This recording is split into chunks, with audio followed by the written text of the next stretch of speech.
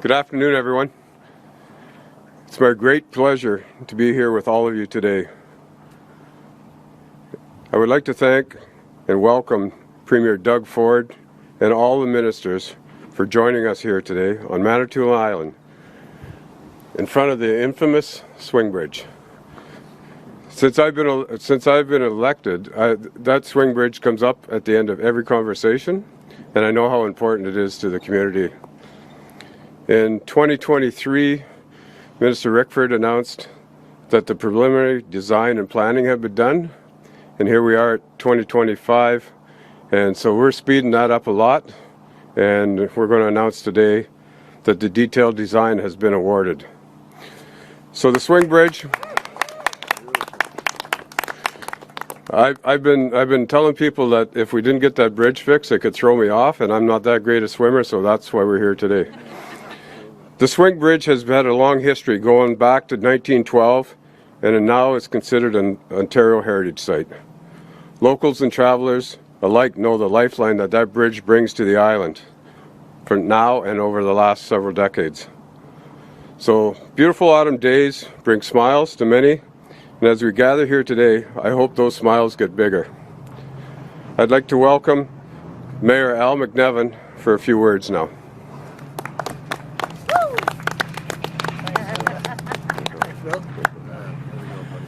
Okay, thank you very much. This is really an exciting day for our council, myself, our community, and I think for anyone living on Manitoulin Island to hear that the project for the Manitoulin Swing Bridge is moving forward into that detailed design stage. We're very excited to see this next step take place, and as everybody on the island knows, it's become the topic of the day. It's no longer saying it's a sunny, bright day. It's how's that bridge going today? So I'm really happy to have this happen. And I just want to welcome the ministers and the Premier here to Manitoulin Island for taking the time to make this announcement and also to enjoy firsthand Manitoulin Island as it is on a sunny day like this. So we've brought the team that's announcing the Swing Bridge project moving forward. We have some gifts with sweatshirts that say Swing Bridge on them, just to make sure that nobody forgets about the event today. So anyway, thank you very much for inviting me, and Minister George Pirie is up next to say a few words. Good job. Good job.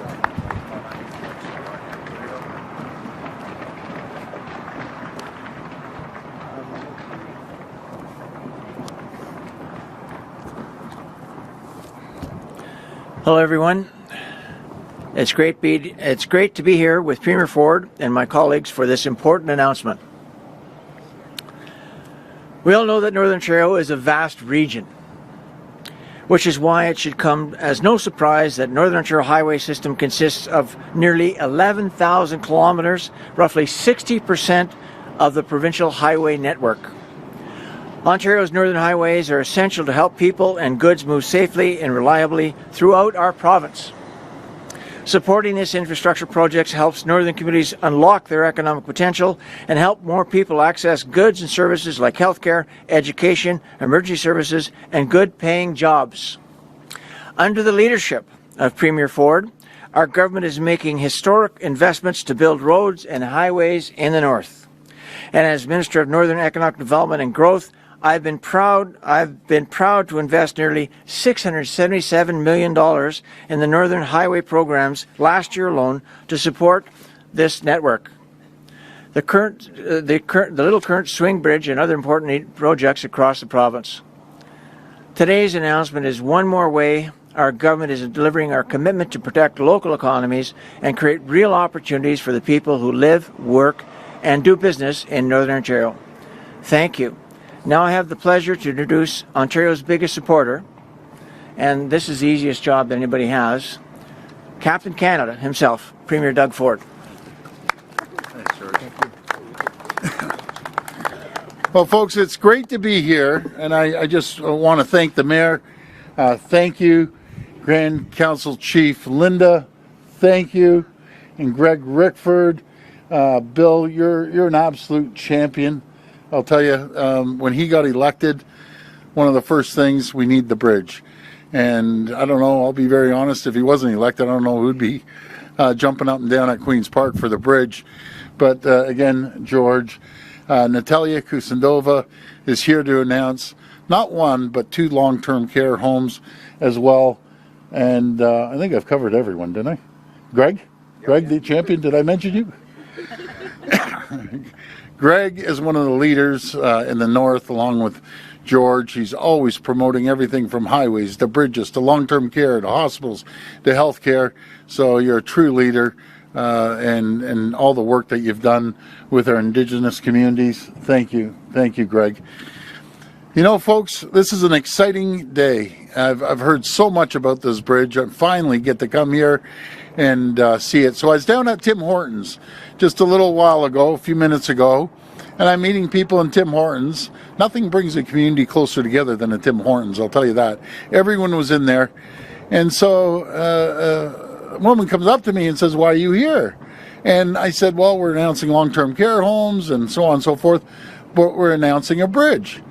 And she goes, "I have a big tattoo on my back of the bridge." And I'm thinking, see, that's how much this bridge means to people. Someone has that tattoo. So my proposal is I will pay for the second tattoo of the new bridge on her back. I got to find out who she was. I didn't get her name. But this is just a game changer for the community. It's going to be sad, actually, to see that go, but it's going to be a two-lane bridge. It's going to have a walkway in there as well. And it's going to be incredible. After these many years, that bridge will be around for another 100 more years. But with the leadership standing behind me, they made it happen.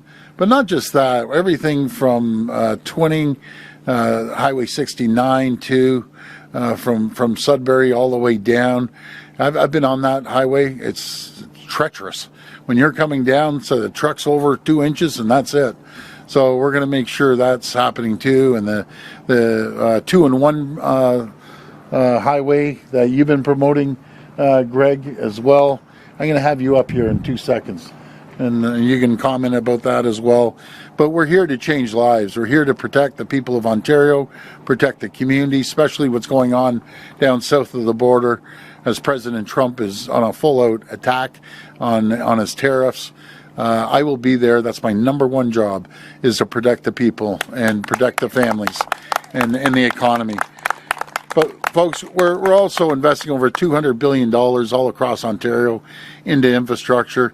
We have to keep building and not stop. So I just want to thank everyone so much and the community for having me by, first of all. This is like God's country.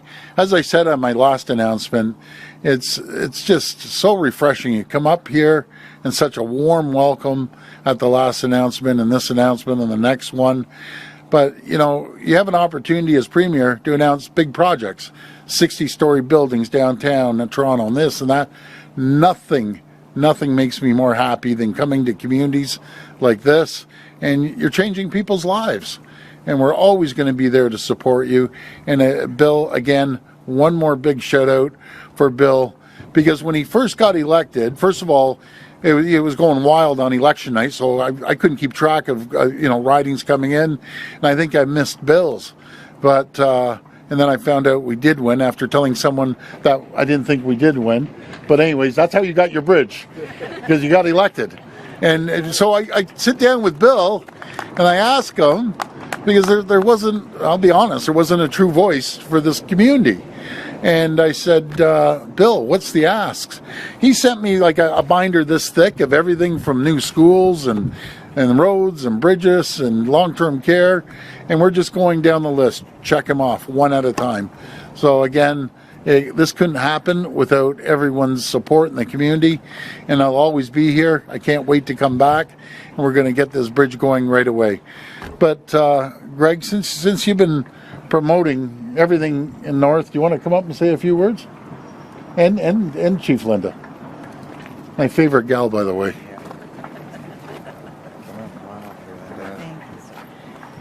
Listen, folks, I just wanted to be here to back up what the Premier has said about Bill. Just real leadership on the ground to think a couple of years ago we had announced the preliminaries, planning and environmental elements to this.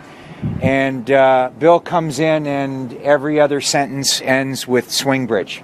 And that's why we're here today. That's why the Premier of Ontario is here today. Bridges and highways across Northern Ontario are being refurbished, rebuilt, expanded, twinned, and what have you. And that's the vision of a great Premier for our vast and beautiful territory of Northern Ontario.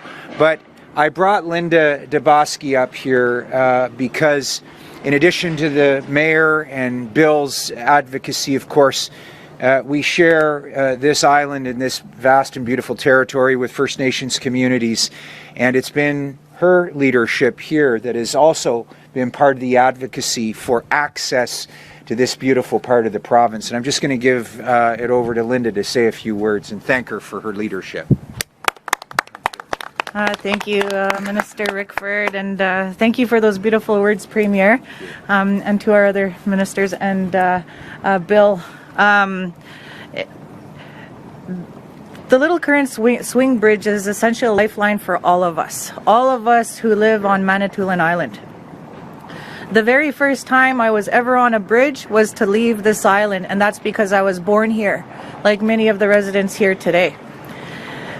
And our First Nations also depend on this bridge for their health care, for their education, to also be mobile, and they too have been great advocates for the replacement of this bridge. So I do want to acknowledge our leadership from Shishiguaning, Jibasing, Chiging, Wikwemkong, Shegawenda, Ondekumnakaning, and as well our brothers and sisters just across the water here in Whitefish River First Nation. So this has been a long time coming. I was told that they were going to make a swing bridge announcement, and I said, well, it better be better than the one that was before 2 years ago when Minister Rickford was here. He came here and then it was crickets. So I want to also thank the leadership of Bill and of course Mayor MacNevin. We've worked together many years and in my previous roles, and got to know each other, and I got to understand that there's not a lot of, there's not a gap of love for the island with all of our leadership, from our chiefs to our mayors, to our leaders with our non-organized townships, how much we love this island, how much we want to preserve it, but also how we also need to have access safely across for those emergencies and for those times that come. So this is a welcome announcement to Manitoulin as a whole, to our First Nations, and I'd like to thank our provincial government, our Premier, for being here with us. It's not too often we have a Premier that has this much heart and dedication for the people of the North. And I know as an Islander, many of us have shared that they don't care about us in Toronto. But I can say with the help of MP Rosenberg, with the vision with our Premier, it's becoming a reality, and they're learning very quickly that there are differences, and by coming up here and experiencing it, I believe will bring a lot more opportunities to Manitoulin, to us collectively, to our nations, to our municipalities, so that we can continue on a beautiful and sustainable future for all of our citizens. Miigwech. Way to go.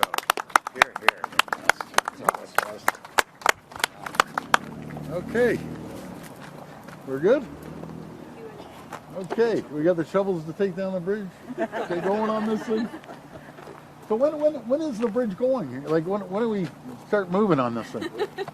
That's up to you. Oh, I want to go now. So let's start moving and start getting this done. There's some shovels just up the road. Okay. No, either way, we'll push it. We get it all through the bureaucracy and everything, and we'll get this done ASAP, and we'll push it like crazy. But I think they told me they're going to start in the spring. They're doing some early works now. So I'm hearing. Either way, we're going to get it done. Thank you, everyone. God bless. Thank you. All right, everyone. Oh, questions. Okay, yeah, here, questions. we got questions. Yeah. We'll now take questions from the media. Media present can line up behind me and ask their questions through the microphone. Okay. As a friendly reminder, format is one question, one follow-up. Please state your name and your outlet before your question.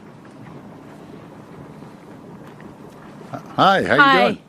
Hi, it's Angela from CTV Northern Ontario. I'm Hi, wondering Angela. if you could talk about the cost for the project.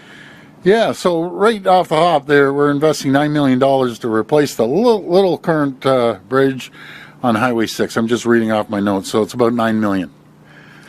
Okay, and follow up, anyone who's been to Manitoulin knows that when you are coming across the bridge, it's a different vibe. You're on island time, Yeah. and I'm wondering if the new bridge, the two-lane bridge, if how you think that might impact the atmosphere, the vibe here on the island of being, you know, on island time, a slower pace. Yeah, I think it's going to continue at the same pace. It's just so beautiful up here.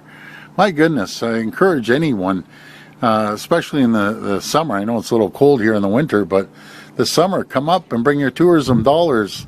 They have a beautiful convention center down there. Hold a convention, rent the hotel rooms, get a bite to eat, and that stirs the economy. That helps people here on the island.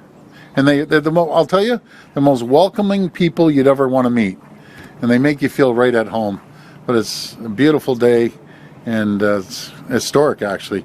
We're making some real history today, not just with the bridge, with the long-term care and both of them over at Gore Bay, too.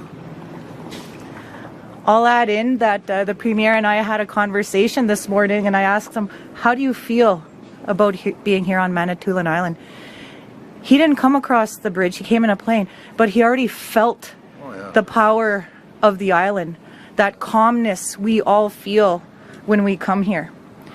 You know, with this new bridge, we'll also bring further opportunities for even housing for our communities. A lot of people are looking at modular homes, and right now they can't fit across that bridge. It costs extra for our homeowners to purchase those modular units to create homes for themselves.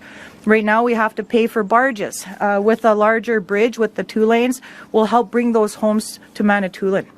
It will also create those further opportunities where we're having, you know, the announcement the Premier just made in Wequemcong this morning about a 96-home long-term care place for our elders that we all share, whether they come from municipalities or they come from First Nations.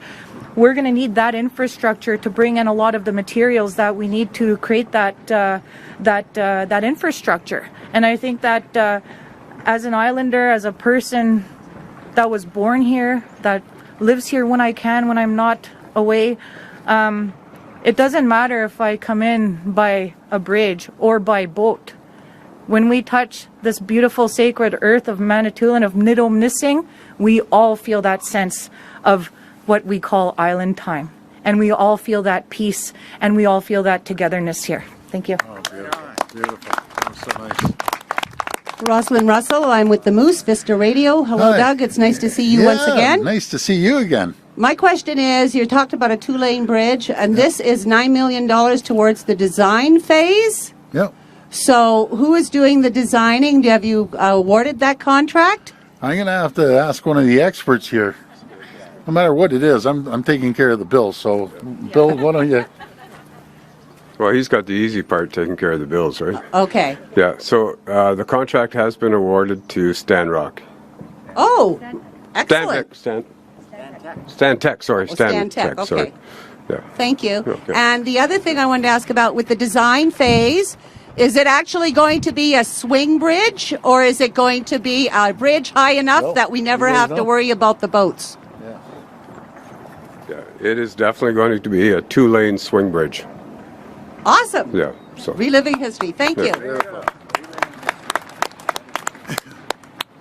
All right, my name's Jonathan Yo. I'm a reporter with CBC Sudbury. Yes. I do have a question on behalf of my colleagues in Toronto, though, with CBC Marketplace, so Sure. I'll read it now. CBC Marketplace spoke with a man out $66,000 after a rental company shut down.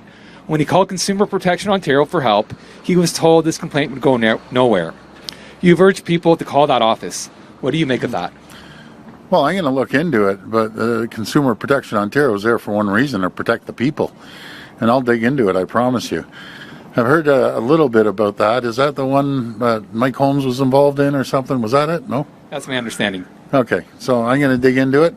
I can promise you one thing. We're going to hold anyone accountable, whoever's messing with the people. But I'll get more details, and I'll find out, and I'll ask the minister to dig into that. Because I can't stand when you say there's nothing you can be done. A lot of people put their life savings out, and then something happens or the company goes bankrupt. We got to protect them. That's what I believe. So I'll be all over this one. And the follow-up question they have for me is, what should Ontarians do when your system's not working? When the system's not working, you call the ministry or call my number. It's public. It's on the internet. I get 800 to probably 1,000 calls. It may take me a few weeks, and I apologize, folks. I'm drinking from a fire hose. I'm behind about 3,700 messages. They're coming in so fast, but I get back to you. Might be a few days, might be a week, but by all means, reach out to my office or call me on my cell phone, and I'll help you out any way I can. I take a different approach than anyone else, and matter of fact, in North America. Just call me, and I'll do everything I can and help you out. I like hearing from the public too. It's the best tool I have. Thank you. Thank you. Afternoon, Premier. How you doing? Me again. Mike Erskine with the Manitoulin Yeah, Expositor. great to see you, Mike. And I actually have something for you. Oh, good. It's a copy of our newspaper. I'd like to get a picture of you reading the paper in honor of National Newspaper Week. Let's do it. All right. All right. It's a good little newspaper. Looking good. We'd like to get the Premier's reading the paper. You get to keep it. You get to keep it. Do you have a follow-up, Mike? No, that's Great little newspaper. Yeah. See, do you know what I love about these community newspapers? They have everything in it. You can look through it and you get to know what's going on, everything from real estate costs to everything. There's still affordable real estate here. It's good. This will be our last reporter. Yeah. Hi, Premier. My name is Esperance. I'm from CBC French. Hi. From Sudbury. Hi. Do you have a timeline for when construction will begin and how long it's going to take? How long the bridge is going to take? Yeah. Well, I'm guessing a year and a half, 2 years. But we got to slap it up real quick. Is that about the time frame, roughly, Bill? Well, I think it was longer, but you agreed that you're going to move it up. Yeah, we got to push it as quickly as we can. So I think I'm hearing next season they're going to start early in the season. We just got to go full steam at it and do whatever it takes to get the bridge there, because this is an economic corridor. Changes people's lives. And as you heard Chief Linda say, we need to get materials across that bridge to build the long-term care home and everything else in the new homes that we'll build.